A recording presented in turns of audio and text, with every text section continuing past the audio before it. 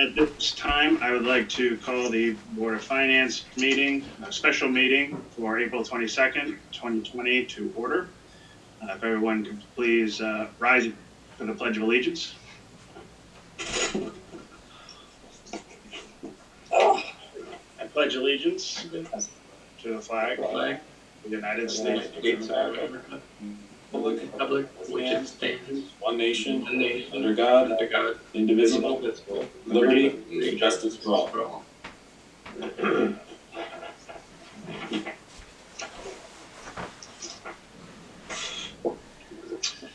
All right, a roll call. Please make sure you unmute yourself so that way I can hear your voice and acknowledge that you are here. Dumaine.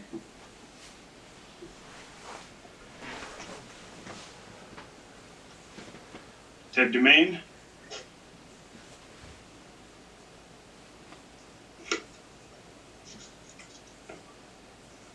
Okay, I'm not hearing from Ted. Travis Irons. Present. Okay, thank you, Travis. Don. Yep. Okay, thank you, Don. Kim Medlin is absent. Tom Sinkowitz. Gary Snellboy. Yeah. Okay, thank you, Gary. Keith Shealy. Present.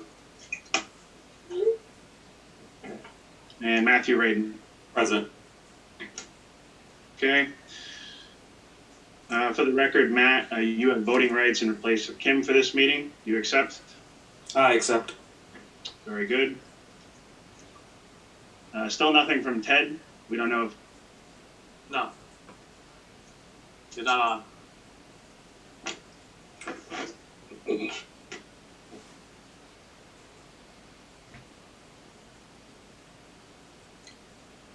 Tom, I believe you are on mute. Question? You were on mute for a second there. No. Got you all set though. All right, it's good now? Yep. Okay. All right, next item is acceptance of the minutes from the February 19th, 2020 meeting. Minutes were distributed. Any questions or discussion on the minutes?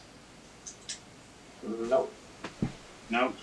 If not, please make sure you state your name and when I entertain a motion to accept the minutes, state your name for making the motion and seconding. Don, I move we accept the minutes. Matt Rick. Okay, thank you. All right, thank you, Don and Matt. Any other discussion? Hearing none, all those in favor, signify by saying aye. Aye. Aye. Any opposed? Abstentions? Motion carries.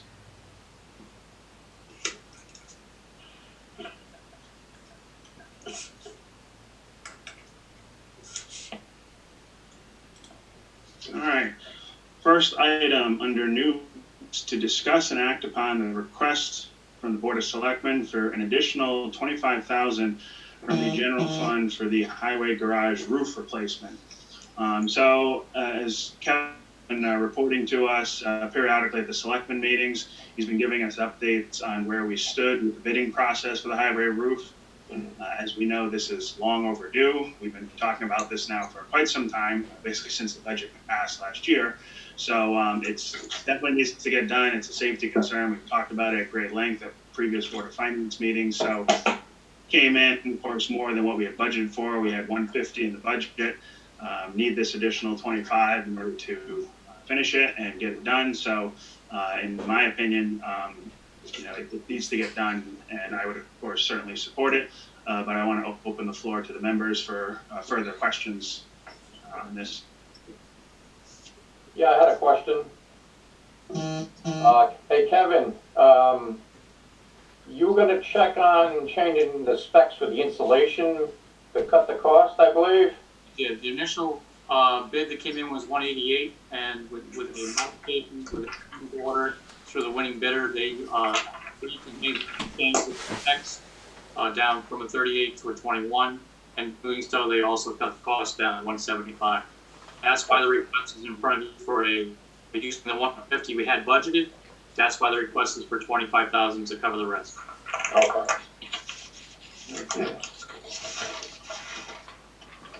Plus, that roof still has the original insulation in there, right, underneath the original metal? Right, and we're gonna take a peek at that as we go through to make sure that everything's still good. Okay.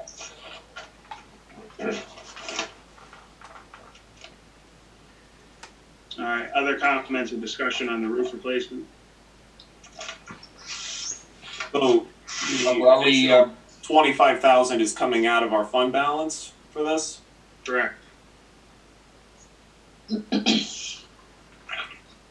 All right, I guess my first question on this would be, given the current conditions of shutdown, first question, just Kevin, what elements of the current operating budget for the town are being impacted by this shutdown, and are there any additional monies that could be freed up from underruns due to the current situation that could be allocated towards this expense rather than going into the fund balance?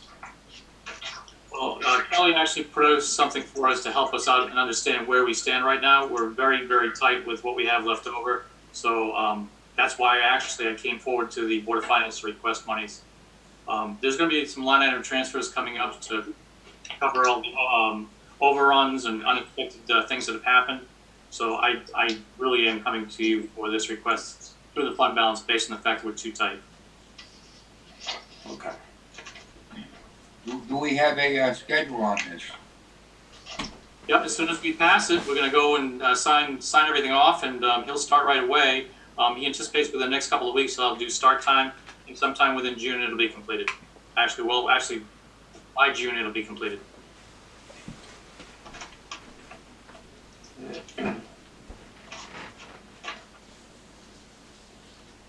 That's not too bad. A year later. Yeah. June 26th. Kevin, June 26th is the complete date. And we talked to him and called him, and he's actually said it will be done well into the end of May or beginning of June, right up from the beginning. That sounds about right.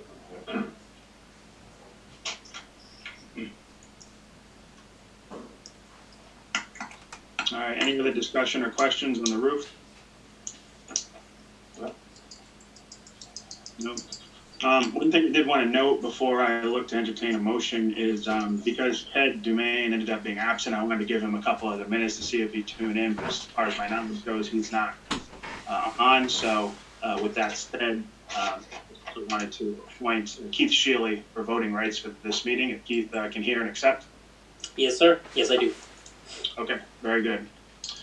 So with that said, I would entertain a motion to approve the 25,000 from the fund balance to go towards paying the remainder for the highway roof. I make that motion. This is Gary. I'll second it. This is Don. Okay, Gary and Don, thank you. Any other discussion? Hearing none, all those in favor signify by saying aye. Aye. Aye. Aye. Opposed? Abstentions?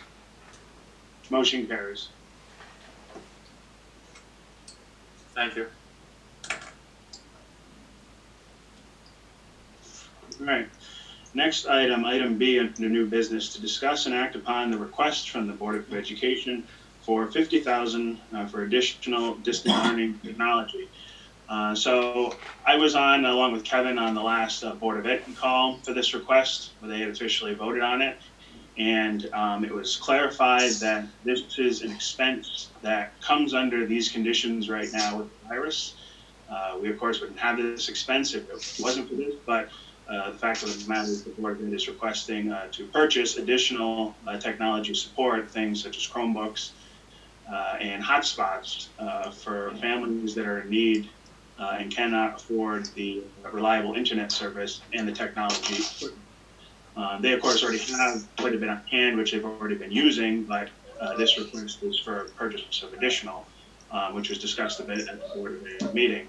I believe we also have Ken, Christy, and Ron. Are they with us on the call? Yes. Okay, great.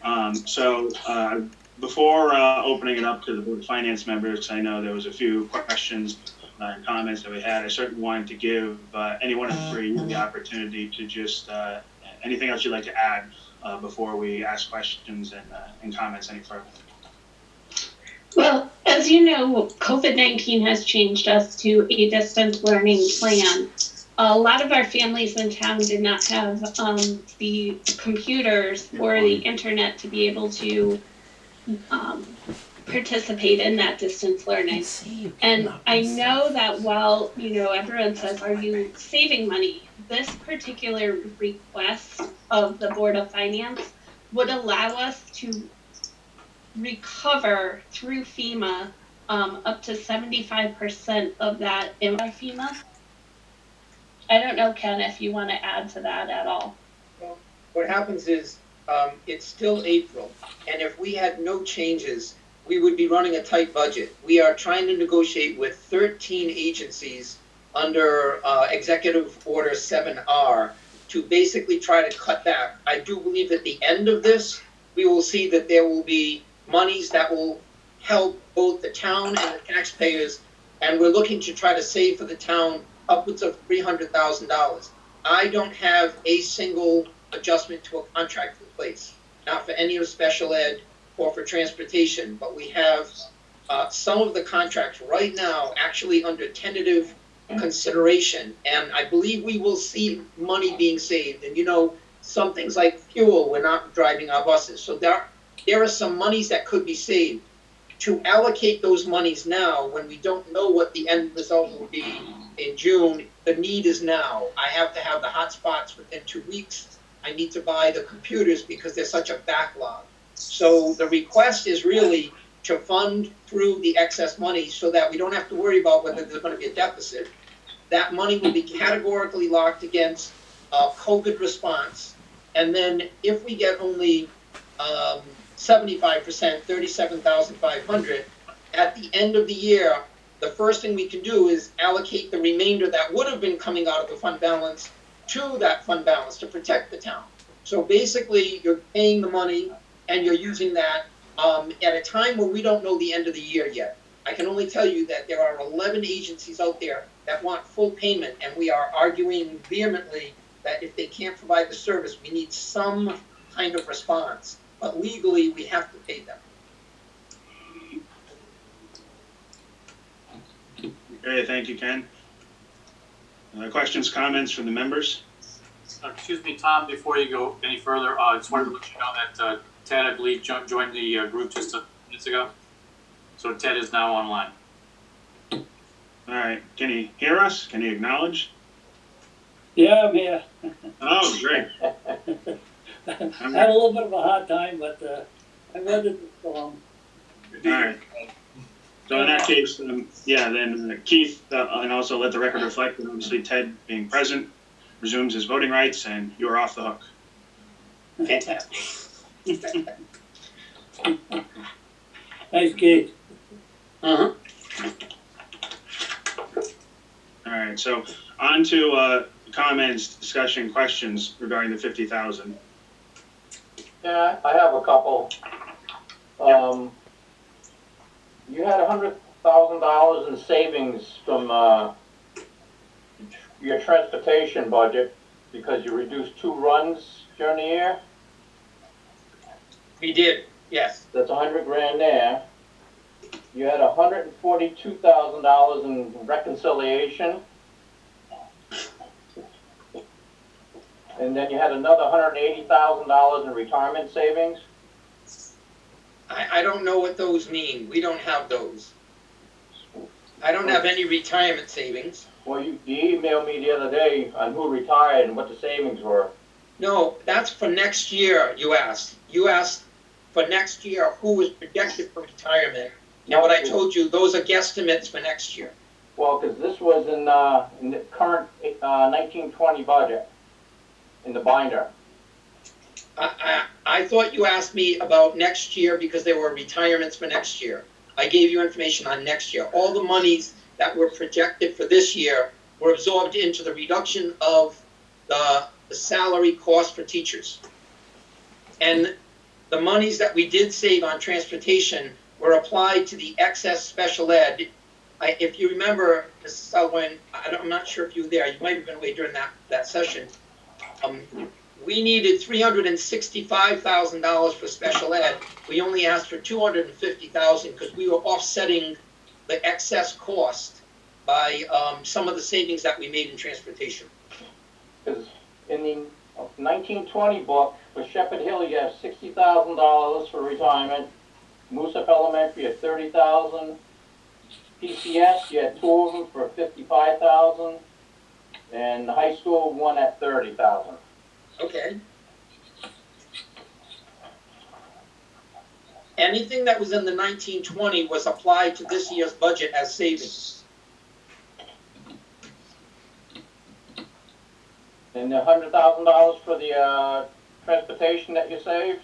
It was saved, but we had 4 new people that came in over 360,000 for students, but we only requested of town to access the special ed excess at 256,000. We were actually asked by members of the board, why were we not asking for the whole amount?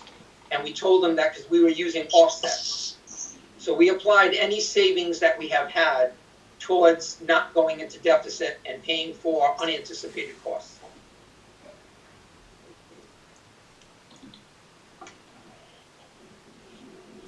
I'm done.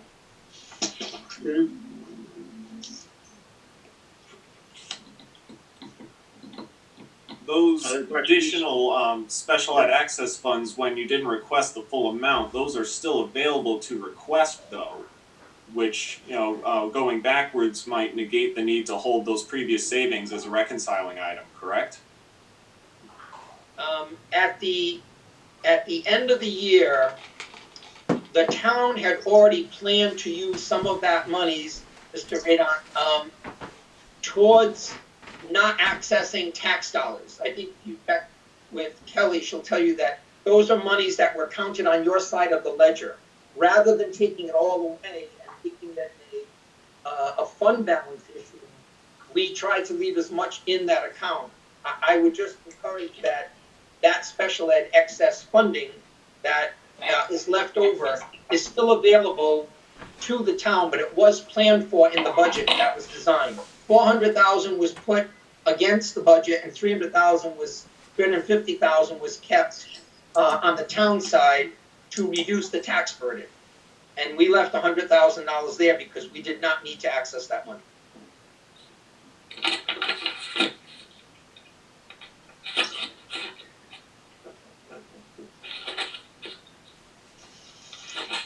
By the way, what it means though is that even if you grant the monies, that money will still be paid for. That money will still be returned to the town, just in special ed excess. Right. So I guess my concern there is just that if you have requested less than the amount previously, I just want to make sure that there's no possible way that you could then, even if it means going towards the end of the year, request that full amount of the funds that are earmarked specifically for those access costs and use your previous budget savings to offset this request. I want to make sure that that's, definitely off the table. I don't know if Kevin and Kelly can also weigh in on what the town's plans with those funds were, if not expended specifically for special ed.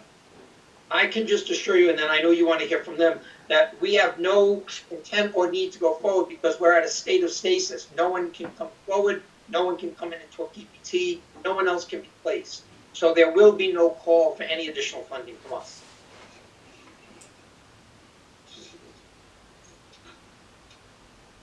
Kevin or Kelly, did you have anything you wanted to add to that? If the money's not used for special education excess, it just goes back to the fund balance at the end of the year. Yes.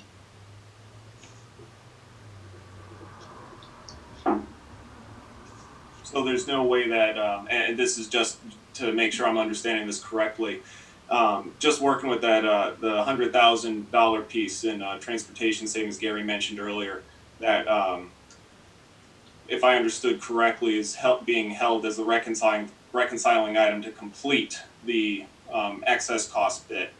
Because that's already happened, there's no way to go back to the town and request the additional $100,000 and just use that savings to cover this? That is correct. No way to do that.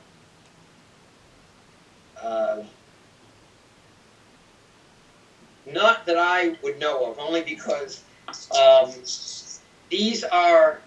this is a cost related, not at all to special education at all. This is really related to COVID. No, no, you can sit down. And it's related to the fact that we would never have anticipated this expense. I'm saying as it pertains to the special ed access, costs that happened previous to the COVID.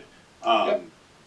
Previously, then there's no way to, adjust the monies requested from past month's expenses related to the special ed, part of the budget, so that you don't need to hold the 100,000 in savings, and you can use it towards something else that might be COVID related. That's, sorry if I'm not articulating it clearly.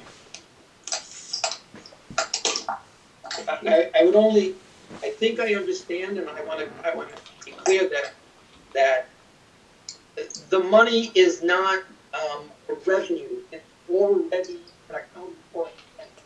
All you would be doing is taking more money out of the fund. We brought it on. Because the money. Ken, your sound is breaking up a bit. I'm sorry. I'm trying to make sure that I stay in the range of the microphone. Is this better? Much better. Got to hear from this side, so, okay. I just want you to understand that because that 100,000 is already accounted for on both sides of the ledger, that's town money, that is only an offset.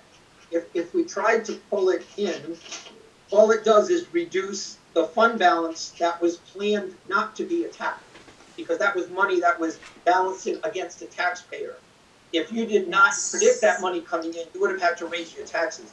So it wouldn't be appropriate to just slide the money over, because it's not really being used for an anticipated course or special ed. It's being used for crisis intervention. And so it's not recoverable. So what you'd be doing is using money from the fund balance and then never having it accessible as a recovery cost.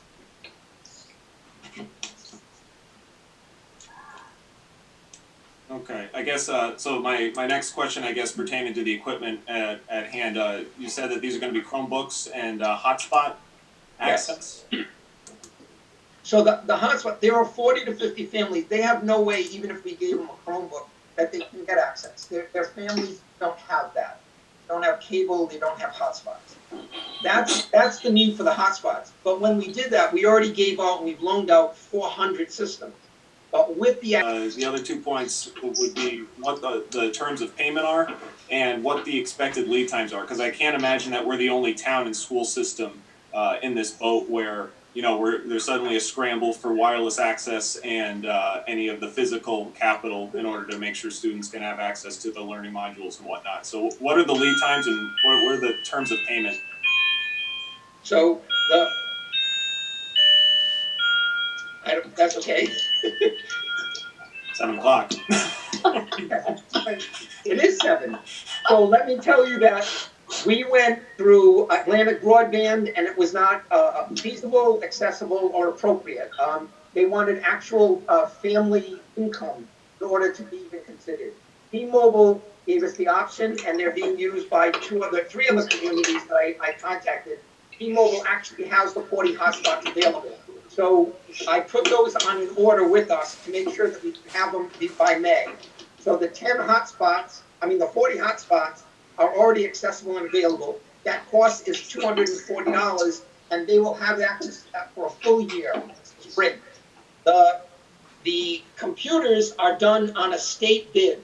So we would actually go to our state agent. So we don't have to rebid it, only because the state already has that as a standard package. We may not get them in time, but we will just keep taking apart our systems, all of our computers on wheels systems. We've already talked to all of our principals. We've already taken 400. We'll take every other one we need to make sure that the families have them immediately, but the ones we're purchasing as we come in will replace the ones that we're letting them loan. So families will have them immediately, but there will be a little lag time on computers across the nation, by the way. You're right. So you're anticipating these actually being in hands with the family by May 1st. By May 1st. Yep. Okay. I've been working on it for a month. Okay. And I guess if one last question, I mean, I'll yield to the other members. As far as the financial piece here, as we approach the end of the year, whenever, or at the end of the fiscal year, is the board, Christy, I guess I'll address the question to you, is the board considering any type of plan where if there is a cost offset that emerges during the rest of the school year, where apart from the reimbursement from FEMA, that these funds could be returned to the town as to make sure that the MBR isn't increased unnecessarily, especially looking at the state's fiscal situation where, you know, it's going to be pretty tenuous, I think, to make sure that funding levels are untouched for districts like us.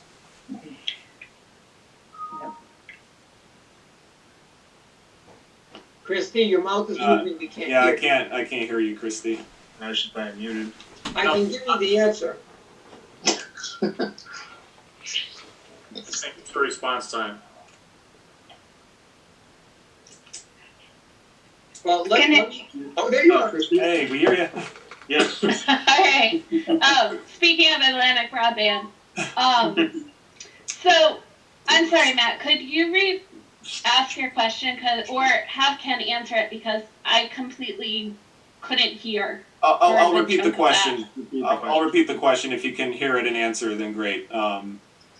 Is the board prepared to have a plan to, if the situation allows, to return the expense here to the town to make sure that the MBR isn't increased unnecessarily, given any potential budget underruns and as the situation changes? My concern here being that, you know, obviously nationwide global crisis here, state of Connecticut's going to have probably a tough time not cutting budgets going forward. And I would not want to see our budget raised where we could find any possible chance to avoid it through any kind of budget offsets, even if the 50 grand was to be allocated to the school budget.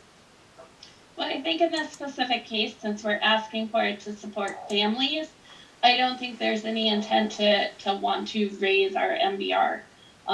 Obviously, we'll give back whatever is recoverable by FEMA. I wouldn't think that we would need to raise it by an additional $50,000. Ron, is when the money is expended and we get reimbursed, hopefully this current year, if that was to happen, would the MBR only go up by, say, the $12,500 that would remain unreimbursed? I would have to look at that. I don't know what the FEMA rules are on that. So MBR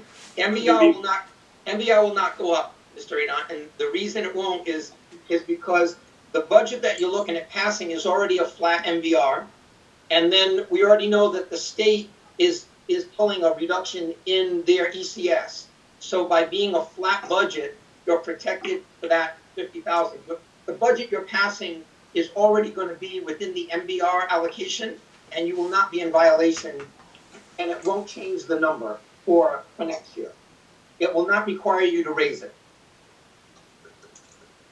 And the other thing is, in May, we already had a conversation with Mr. Cunningham, our first selectman, that we're hopeful that the board will be able to give you a projection of what the actual true end of year savings are. We believe we'll be through all of the negotiations, and we actually budgeted with the town savings of up to $300,000, $200,000 going into next year, and actually some cost savings this year that we believe that we can apply to help save the taxpayer. So I think that what we're going to see is the cost savings of the shutdown is going to help next year's budget and this year's budget, and the money that you're asking for will not, I can assure you, it will not be asked for by the board, and it's already protected by the allocation that's being requested. We are not in violation of MBR with the budget that's been requested, even though it's flat funded. And just a question I had about Kelly, as I remember us talking about before, when it comes to the FEMA reimbursement, whatever would come back goes directly back to the town into the fund balance, correct? Yeah, that's correctly, because we don't have it budgeted as a revenue item or an expenditure, reimbursement, so it would go back to the fund balance, yes. Okay. And then the other 12.5?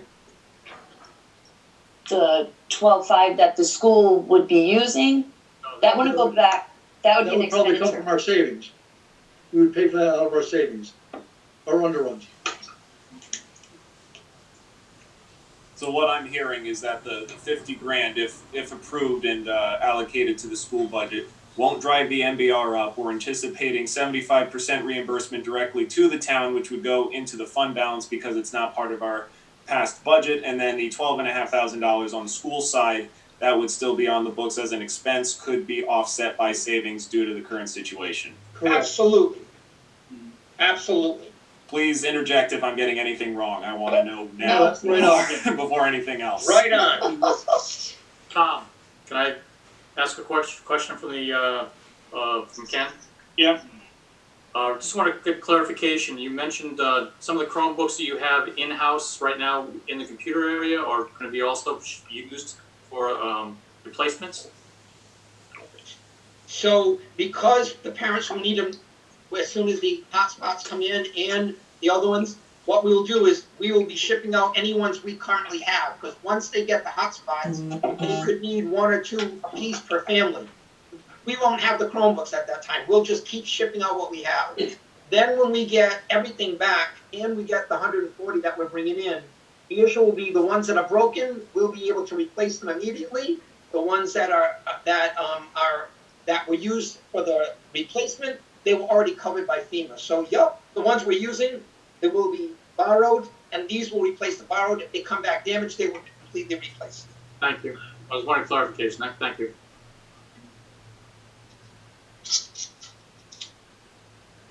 Okay, other questions or discussion on the Board of Ed Question, request? Tom? Yep. This is Gary. Yep. What is the unit price on those Chromebooks? I believe they're about $300 or $400 a piece, Ken? No, they're about 240, 250. Yeah, that sounds about right. Yeah, Through the state bid, right? I'm sorry? Through the state? Yeah, through the Yeah. state plan, because you need the most up to date. You don't want to stop buying yesterday's technology for 190 or something. Right. That's a waste of money. Is any of the hotspot equipment or policies insured to a degree? There's a number of things. T-Mobile, number one, meets all of the Child Privacy Act, so they have protections on it. And then the only Chromebooks we're giving to them are ones that have already been established by us for liability that cannot be diverted or used. So that part is there, and the insurability is those things have coverage for us. They're unlimited, so if a family needs wider bandwidth, it automatically comes with it. We chose this model because they could have 2 or 3 children in the family, and you know what it's like to put 3 computers on at the same time on Atlantic Broadband, like everything goes down. So what they started is build a package. Normally a 2-year plan, we told them we're not paying for this. So we agreed to a 1-year plan at a cost of $240, and it comes with no charge for the hotspots. You're getting the full service with the hotspots all for one price. It's a pretty good deal. Tom, I have a question for Kevin and Kelly, and then Christy, Ken, and Ron in following. I'm just curious as to what the nature of any communications from FEMA to the towns has been regarding like reimbursement for these expenses, whatever. I just want to make sure that we're on exceptionally firm footing, and we feel pretty confident about timetables on reimbursement and what's going to qualify as a reimbursable expense. Well, Go ahead.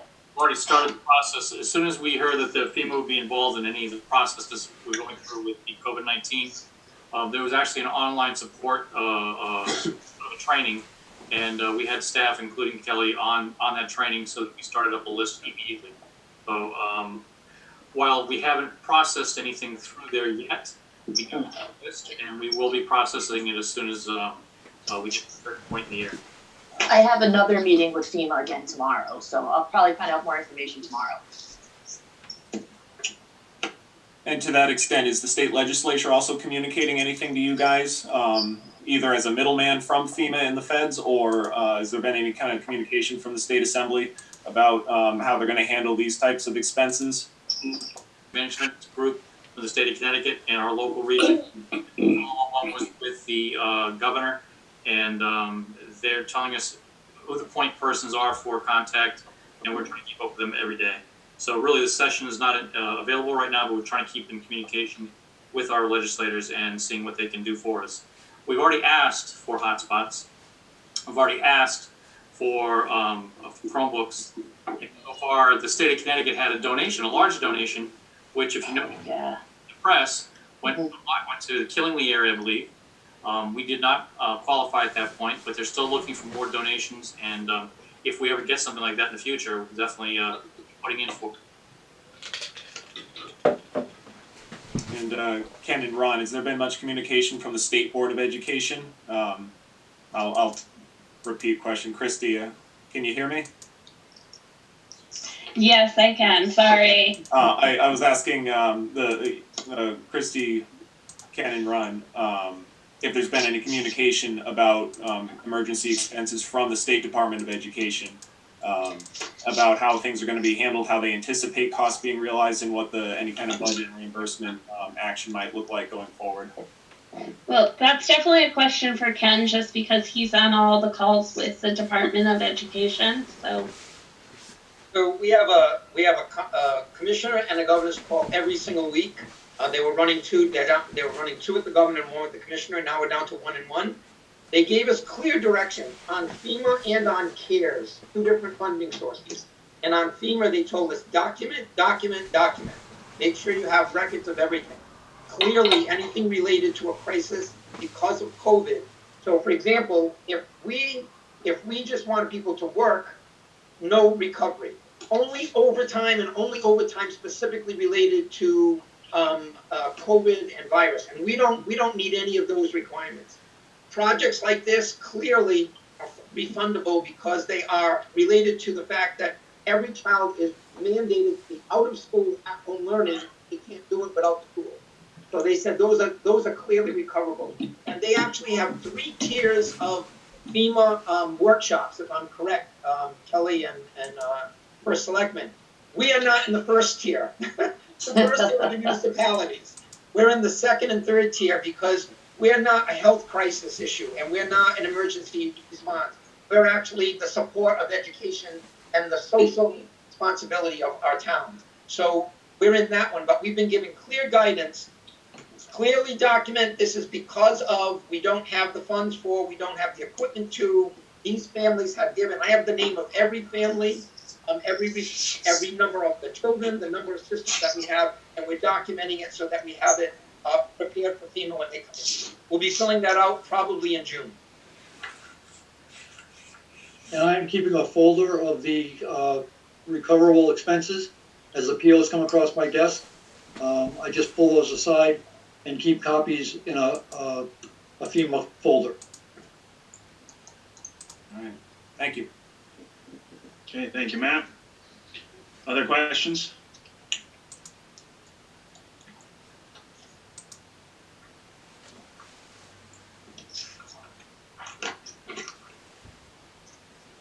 No? Okay.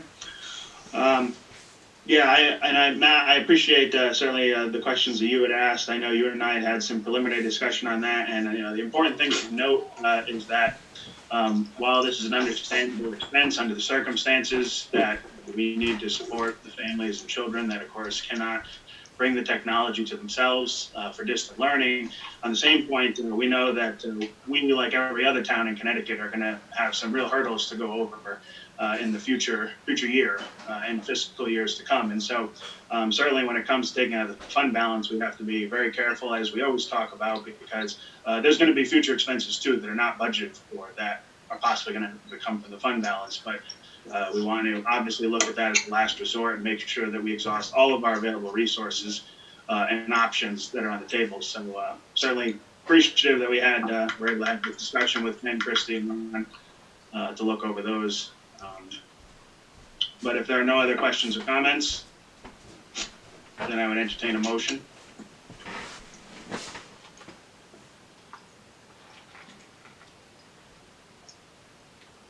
What kind of a motion are you looking for? So this is a motion to approve the Board of Ed's request for the $50,000 from the fund balance to additional distant learning technology. That's with the caveat that the FEMA is going to pay back at least how much? Up to Yes. 75%. I'll make that motion. Okay, Ted Dumaine has made the motion. This is Travis, I'll second it. Okay, Travis Irons, second. Other discussion or questions?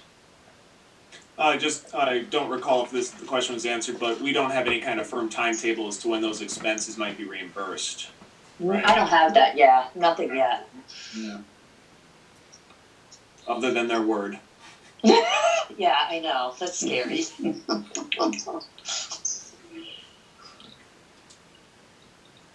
Okay, any others? Hearing none, all those in favor signify by saying aye. Aye. Aye. Opposed? Abstentions? I'm gonna abstain. Gary? Okay, Gary, one abstention.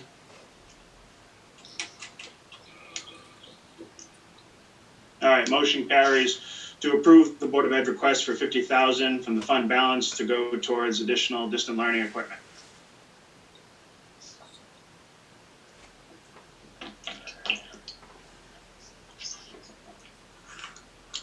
All right, moving on to our next item here, item C under new business, discussion of the proposed fiscal year 2020-2021 budget. So the way we're going to do this is I'm going to hold off on opening the floor to our members for comments and questions just yet. I also certainly want to hear the thoughts of every Board of Finance member towards the budget. So the way I'm going to do that is with a roll call, where I'm going to go from the top of the roster, work my way down, and that'll be your appropriate time to not only give your thoughts towards the proposed budget as you've had time to review them, but also direct questions and comments at that point. But before I start doing that, moving the floor, I wanted to give our Board of Selectmen, our first Selectman, Kevin, the opportunity to touch on anything towards the budget that we need to keep in mind with our discussion and questions. And I think he also said he might have a visual for us that we could actually look at. So I will turn the floor over to Kevin.